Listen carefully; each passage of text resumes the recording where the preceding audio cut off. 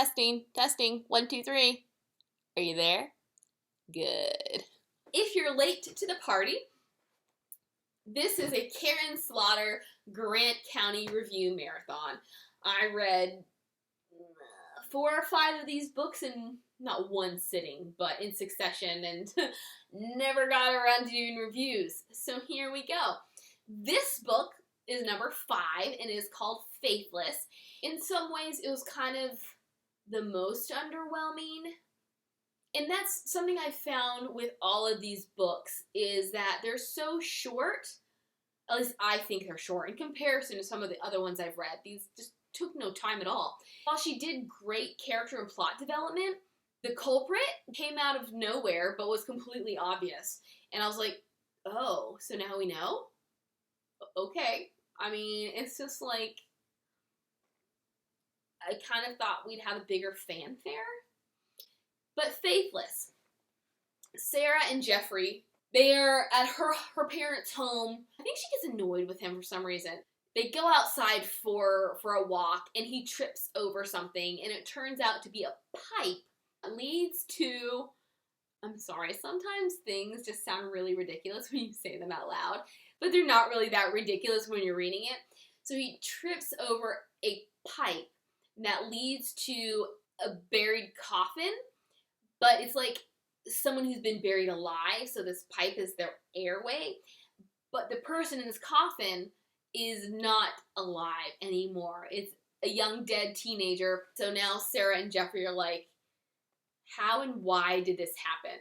They eventually track her down to kind of a cultish family. It's one of those extremely religious sorts of deals, almost Amish-like in the way they live their lives. Like, everything is home done. Homegrown food, homespun clothing, not a lot of access to the outside world. And now we have a multitude of suspects because this family, while being extremely religious, they own a lot of farmland, and for this farmland, they hire kind of felons, essentially, or just people who need rehabilitation because maybe they were drug addicts or something. Not only are a lot of the members of the family super suspicious, but any number of the people that work on the farm could be guilty. In search for answers, we get to see Lena again. And if you haven't seen my prior reviews and you don't know, I don't really care for Lena. She's a character that Slaughter keeps bringing up and trying to make important, and I could care less. But this leads me back to something. If you did see my last review, you will know that I said at the end of that book, Lena framed her boyfriend so that he would go back to jail. I was wrong. That is the problem with reading things in quick succession and not taking the time to make notes. It happens in this book. So here's like an early spoiler that I didn't mean to do, but I have to because I have to rectify the situation. The deal is, gosh, where to start with the spoiler? One of the women that they come in contact with during the course of their investigation is obviously a battered woman. It is from seeing this situation that then leads Lena to framing Ethan because she's like, I gotta get out. And of course, my thought had been, well, she's finally gonna take a stand. Not the case. And then I'm like, well, maybe she's just gonna kill him. Not the case. She's gonna take the coward's way out and she's gonna plant a gun in his backpack. And since he is on parole, or probation, it means that he has broken probation and has to go back to jail. Time for puppy chow.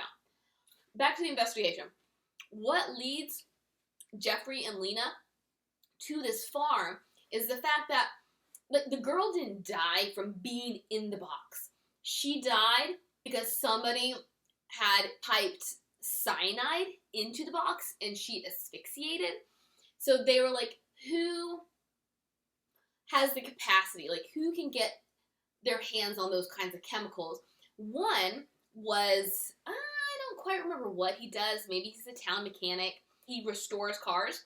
I think something about the plating means that he has access to a certain kind of chemical.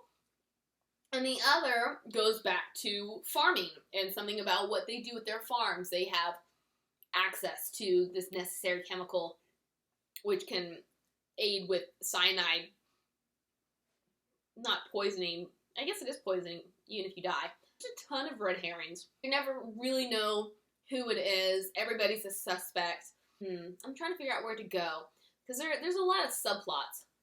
I'll just give it to you straight, like the other ones. There's really no point in wiggling around. And what happened is, this family, they didn't all know about it. I think it's like the head honcho brother, who is also the black sheep because he went off to become a lawyer and live in Savannah.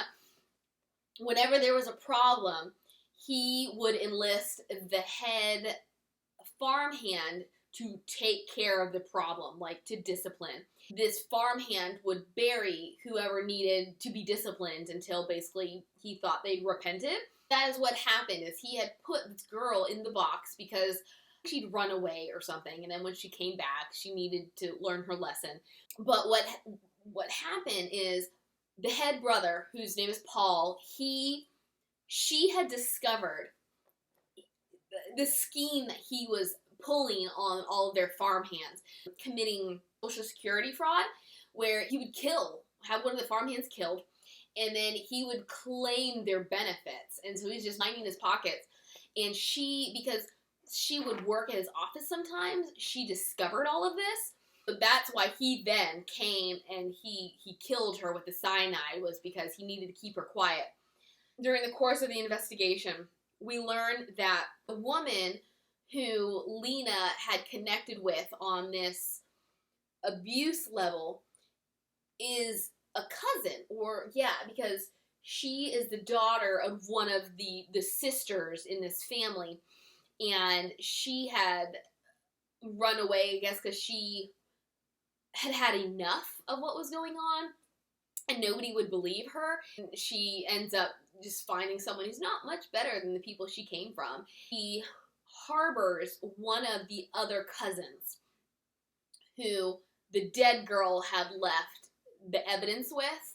And so then Paul comes to that house and is going to kill people, and he does end up killing her, but it was kind of like she sacrificed herself in order to save her kids, in order to save her cousin. And then Lena and Jeffrey come to the rescue, and this and that and the other, and that's when Lena's like, I'm going to get rid of my own abusive spouse or boyfriend or whatever you want, significant other. Like most of Slaughter's work, I really enjoyed the storytelling. I liked her character development. I liked just the crafting.